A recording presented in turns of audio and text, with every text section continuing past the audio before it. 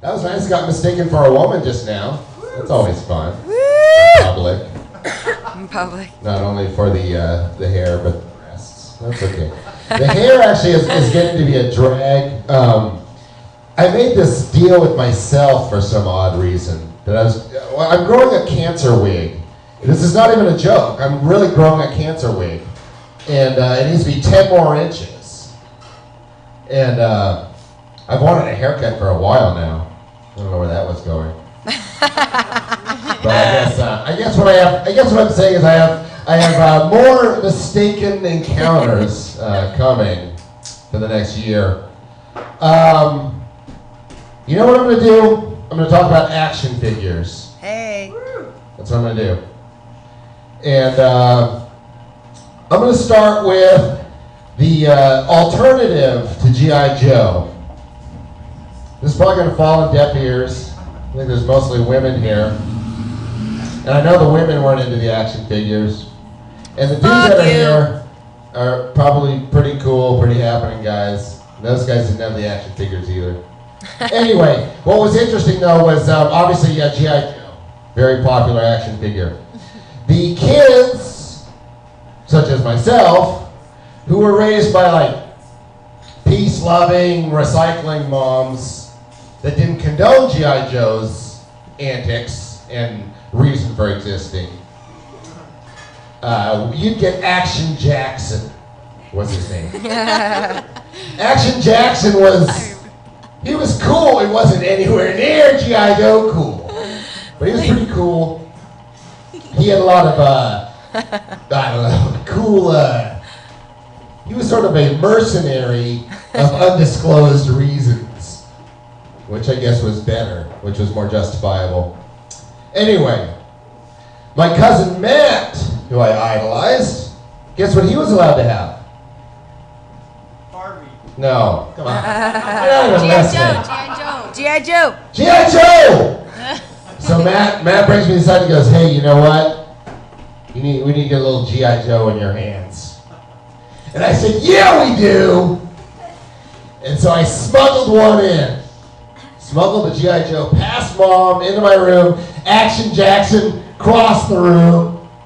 Played with the G.I. Joe. And this was pretty funny. G.I. Joe says to me, dude, I need to get laid.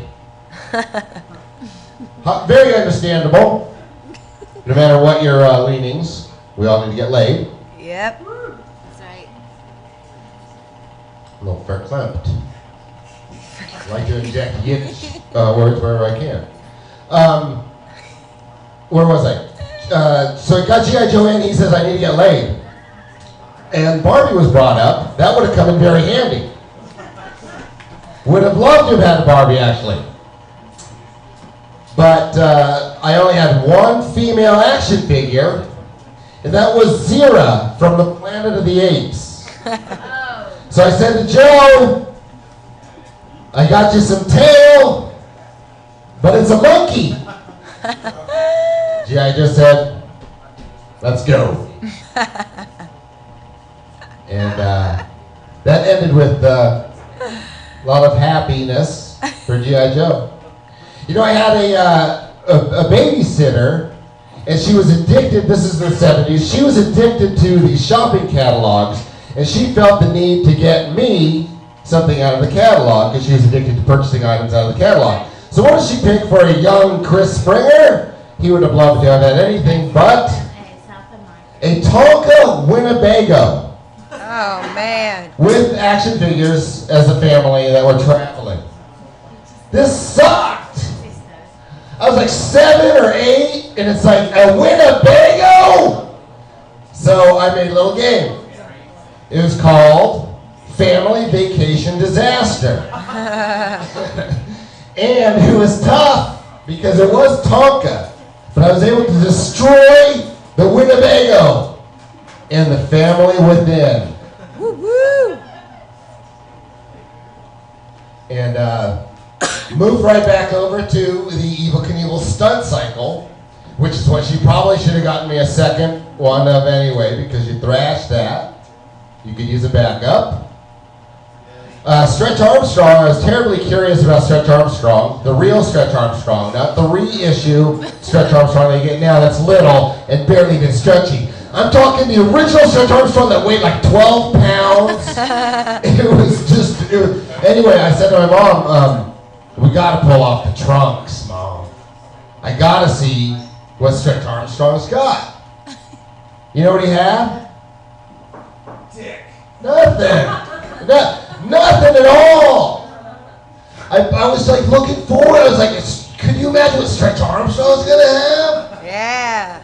And you know, of course, I pulled down the trunks, just stretch.